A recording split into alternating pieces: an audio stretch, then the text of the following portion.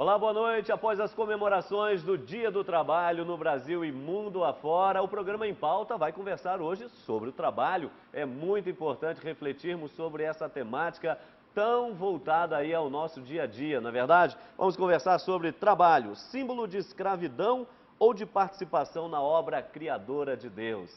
Falamos, é claro, a partir dos nossos estúdios em Belo Horizonte. Estamos aqui na Avenida Isabel Bueno, número 400, no bairro Jaraguá.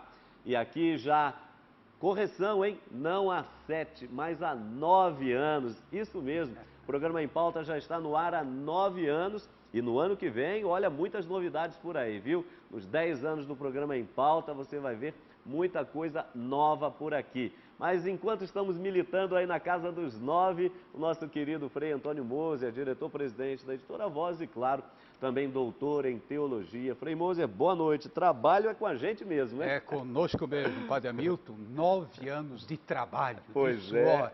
E, no entanto, quantos milhões de pessoas já sintonizaram com Em Pauta. Ontem ainda vindo do Rio de Janeiro, depois de uma turbulência muito grande, uma senhora dizia, mas o senhor é do Em Pauta, né? Eu digo, não tem jeito mesmo. Ou seja, é o resultado de tanto trabalho, né, Frei? Bom, nós convidamos e agradecemos por estar conosco aqui pela primeira vez no programa e com muito carinho recebemos o doutor Manuel Mendes Costa. Ele é advogado trabalhista e também leciona na Faculdade Pitágoras, especialmente Direito, obviamente, no programa de pós-graduação na região metropolitana de Belo Horizonte, especialmente em Contagem, né? Doutor Manuel, boa noite, seja bem-vindo ao nosso programa. Muito boa noite a todos, é um prazer estar aqui para debatermos um tema de tamanha relevância. Tá certo, doutor. E vamos imediatamente à nossa matéria inicial para que você em casa acompanhe assim, uma panorâmica do que vamos conversar nessa noite. O trabalho escravo é uma das formas mais graves de exploração do ser humano e afeta os princípios e direitos fundamentais do trabalho, afrontando também os mais elementares direitos humanos, como a vida, a liberdade e a dignidade do trabalhador. Temos motivos para comemorar o Dia do Trabalho? Ainda existem pessoas que desenvolvem o trabalho com alegria ou esse profissional está em extinção? Até que ponto uma política assistencialista pode contribuir para a formação de uma sociedade de aversão ao trabalho? O que nós cristãos poderíamos fazer para que o trabalho fosse mais valorizado e fonte de alegria e realização? Trabalho, símbolo de escravidão ou de participação na obra criadora de Deus? No Em Pauta desta noite.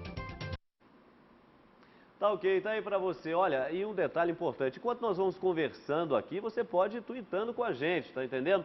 Vai interagindo aí, através aqui, no caso, no meu Twitter, não é PE_Hamilton, e você vai interagindo com a gente, vai dando também a sua opinião, vai falando se está gostando do programa, se não está, as exposições aqui realizadas, tá ok? Vai interagindo com a gente. Depois vou falar também do nosso endereço que você já conhece e bem para sugestão de temas, que é sempre importante aqui para a gente no Em Pauta. Afinal das contas, tudo que conversamos aqui normalmente brotam também de sugestões que chegam até nós através dos e-mails, dos amigos pelas ruas, dos lugares que visitamos, porque a gente quer debater realmente coisa que realmente esteja aí de acordo com o seu dia a dia, com a sua vida, com a nossa vida, tá certo? Frei Moser, falar de trabalho é óbvio que para fundamentarmos bem, a gente precisa voltar, no nosso caso aqui, especialmente cristão, à Bíblia e, de modo especial, ao livro do Gênesis, porque aí nós temos uma coisa bastante interessante, que no ato do chamado pecado original,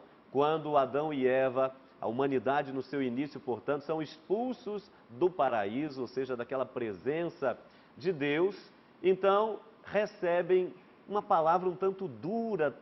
Nós até nem gostamos muito de dizer, né, maldição, mas a palavra de Deus vai nessa linha, ou seja, a partir de agora, disse para a mulher, você dará à luz em meio a dores de parto, não é? É assim que você vai dar à luz. Depois diz ao homem, não é? Com fadiga tirarás da terra o alimento para toda a vida. E aí o homem começa a sua trajetória nesta terra, não é? Um pouco sem aquela presença original, santificante de Deus, mas tendo que ele próprio produzir o próprio sustento, né? O próprio sustento. Então, com dores, com sacrifício, com luta, como é que o senhor concilia trabalho e essa maldição inicial aí do livro do Gênesis, por favor. Bom, em primeiro lugar, Deus nunca amaldiçoou a humanidade. Pelo contrário, sempre a abençoou. E o livro do Gênesis, sabidamente, nos 11 primeiros capítulos, não deve ser tomado ao pé da letra. É do gênero sapiencial. Então temos que saber interpretar. Ora, foi escrito provavelmente em duas etapas, uns dizem 700 anos antes de Cristo, outra etapa um pouco mais recente, 600 antes de Cristo, ou seja, bem antes de Cristo, quando de fato, como é que o ser humano arrancava o seu sustento? Era com suor, com trabalho, mesmo no sentido do peso. Depois então vem uma etapa, por exemplo, entre os romanos. Trabalho remete para trípalos. Trípalos é uma espécie de canga que se colocava nos bois ou nos cavalos, então a tração animal, o arado. Mas houve um período em que as próprias pessoas puxavam o arado. O arado é apenas um dos instrumentos, não é? E dentro desse contexto é que se entende, era realmente muito duro. Mas por outro lado, eu gostaria de mostrar um outro ângulo, mesmo à luz desse texto do Gênesis, da experiência da minha família. Eu sou privilegiado, porque fui o último, protegido de todos, mas meus irmãos mais velhos, meu pai, trabalharam muito antes do trator. Não é? Então, era o trabalho de preparar a terra, era um trabalho duro. E depois também, mesmo a terra preparada, a colheita, tudo isso era um trabalho muito duro. E as imagens que eu tenho dos meus irmãos, todos evidentemente já falecidos, era exatamente essa, de pessoas suadas. No entanto, uma coisa me marcou. Eles iam e voltavam do trabalho assobiando, cantando, alegres, porque eles sabiam que a colheita era promissora. Muito bem, então já vi aí. Segundo lugar, no tocante à mulher, as dores do parto, ora, o parto sempre traz um desconforto, evidentemente. Então, o autor sagrado, ele parte de uma experiência de vida, principalmente naquela época, como é que eram os partos, né? E que condições. E, então, ele, digamos assim, usa essa simbologia. Mas, na realidade, a bênção de Deus, ela resulta de um empenho humano. No caso, a mãe que se cuida, que protege o seu filho enquanto está no seio, no seu seio, né? Se protege. E dentro desse contexto é que você vai ver hoje, naturalmente, não é? Com as cesarianas, não é? Você tem cada vez menos partos naturais. No entanto, não quero me prolongar muito, há muitas interrogações sobre a cesariana desnecessária. Não é? Todo mundo cesariana, para quê? O próprio parto já faz parte de uma espécie assim, eu diria, não de dor, mas de uma espécie de abraço muito tenro e muito terno por parte da mãe, que coloca para o mundo o seu filho, não é, com tanto carinho. Então, eu diria, não há nenhuma maldição, nem no parto, nem no trabalho. E principalmente hoje o trabalho, imagina, com ar-condicionado, eu vejo lá os meus sobrinhos, netos, etc., todo mundo de trator, trabalha alguns dias e o resto eles estão aí, digamos assim, com uma vida organizada. Mudou muito o contexto, não tem maldição por parte de Deus. Agora, por parte dos seres humanos, é outra história que... Nós começamos exatamente a partir do termo bíblico, porque justamente, Frei, essa é a grande questão. Ou seja, essa evolução histórica, essa evolução que fez o homem chegar no tempo que nós nos encontramos, e do ponto de vista do trabalho, houveram várias conquistas, hoje as leis trabalhistas, hoje o trabalho entendido como dignidade humana, como possibilidade de liberdade e assim por diante, mas aí, doutor, nós temos os muitos e variados casos, e como no nosso amado Brasil, ainda essas situações do assim chamado trabalho escravo. Acho que uma primeira questão importante, parece ser redundante, mas não é. Não é. O que é um trabalho escravo, afinal das contas? Como é que se caracteriza o que se pode dizer de trabalho escravo? Porque isso pode ser uma coisa um tanto velada. E depois ainda, por que existem pessoas que se iludem ou se deixam ainda escravizar? Já que nós estamos num tempo de tantas liberdades, onde a pessoa pode prover o próprio futuro, o próprio sustento, ou todo o empreendedorismo que temos hoje e assim por diante.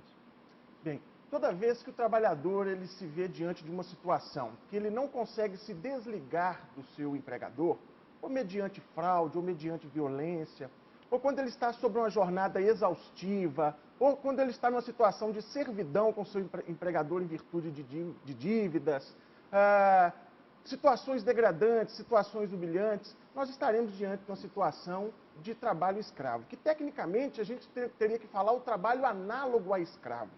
Depois da Lei Áurea e da abolição da escravatura, não seria tecnicamente correto dizer que a pessoa está em trabalho escravo, mas está em situação similar, em situação parecida, análoga ao trabalho escravo. O próprio Código Penal, no artigo 149, ele já tipifica como um crime aquelas pessoas que aproveitam da mão de obra como trabalho análogo a escravo. Por que isso acontece hoje em dia com tanta informação, com o mundo globalizado, com a internet, com televisão e tantas informações? Isso acontece porque a maioria dos trabalhadores que são resgatados em situação análoga de escravo são, por exemplo, analfabetos. Então, de nada adianta uma informação escrita para essa pessoa. Então, a falta de informação, por certo, é o maior problema que atinge essas pessoas que se sujeitam à situação de trabalho análogo ao escravo. Não sabem sequer quais são os direitos que ele pode reivindicar. Pode-se dizer, doutor, hoje, em termos numéricos, o quanto isso significa em termos de Brasil? Nós não temos uma estatística precisa. Perfeito. Nós temos informações de que 45 mil trabalhadores já foram resgatados no Brasil em situação análoga de escravo. A Organização Internacional do Trabalho dá notícia de 20 milhões de trabalhadores em situação análoga de escravo. Então você vê que o número é muito grande. Apesar do Brasil, hoje em dia, ele ser respeitado no meio internacional como um país que tenta combater a erradicação do trabalho escravo.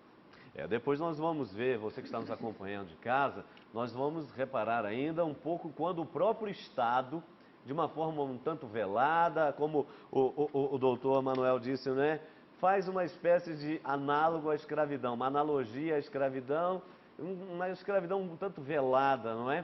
E nós vamos acompanhar isso daqui a pouquinho. Mas voltando aqui, Frei Moser, rapidamente, o senhor citou uma coisa interessante no que diz respeito à mecanização da vida, porque para não se ter trabalho, para não se dar ao trabalho, porque o trabalho causa sofrimento, o trabalho causa dor, o trabalho faz suar a camisa, então, no caso das mulheres, falando ainda dessa questão do Gênesis, não é?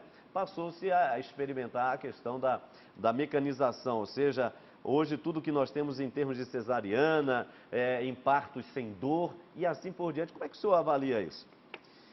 Olha, eu Foi diria... uma fuga daquela maldição de Deus? Eu diria o seguinte, existe evidentemente muitos casos, ou relativamente muitos casos, em que é conveniente essa intervenção, não é? Agora, também virou moda.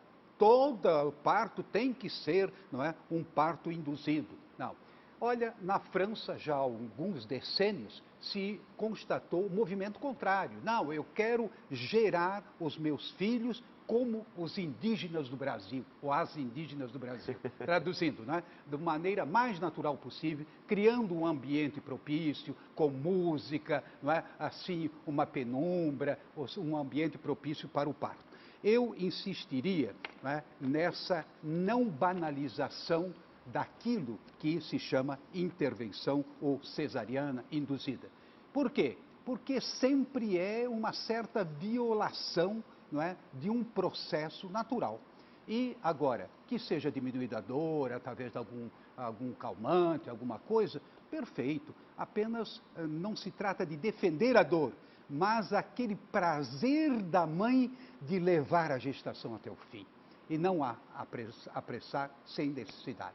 Outra coisa que eu gostaria de chamar a atenção, nesse particular, não é, do trabalho, da dor, etc., vamos pensar não só no trabalho material, manual, ou trabalho numa máquina, nós temos que pensar também no trabalho intelectual. Não é? Muito bem, também é trabalhoso. Claro. Gerar um livro é um trabalho. Mas, por outro lado, o livro é como um filho. Você tem o prazer de vê-lo acabado, mas para chegar lá, evidentemente, não é, vai algum suor. E, nesse sentido, não é, eu diria, não se pode apressar o final de um livro, capítulo final de um livro. Vamos acabar, vamos acabar. Não, não. Tempo, dá tempo ao tempo. Assim também no parto da cesariana. Dê tempo ao tempo. E, se for preciso, dar uma ajuda. Tá certo. Antes ainda de irmos para o nosso primeiro intervalo, quero perguntar aqui ao doutor, em termos de pessoas que não têm consciência de que o trabalho que realizam se caracterizaria numa espécie de trabalho escravo. E aí nós temos, doutor, só para a gente antes de encerrar aqui, depois vamos falar da parte do governo, política trabalhista e muita coisa ainda. Mas aí nós temos um problema sério, que é justamente a falta de alfabetização, ou seja, o analfabetismo no nosso país. Isso também é causador do chamado trabalho escravo em várias regiões do nosso país, por exemplo. Por certo, porque a partir do momento que o trabalhador ele não consegue enxergar quais são os direitos que ele tem, como que ele vai reivindicar um direito? Ele acaba se sujeitando àquela situação exatamente por essa falta de conhecimento, um problema cultural, uma série de fatores que levam o trabalhador a esse tipo de situação. Tá certo. Olha, nós vamos continuar essa nossa conversa, mas só estamos no início, então fiquem aí atentos ao nosso programa. Vamos para o nosso primeiro intervalo e já nós estaremos de volta com o programa Em Pauta aqui pela sua TV Canção Nova. Um minuto só.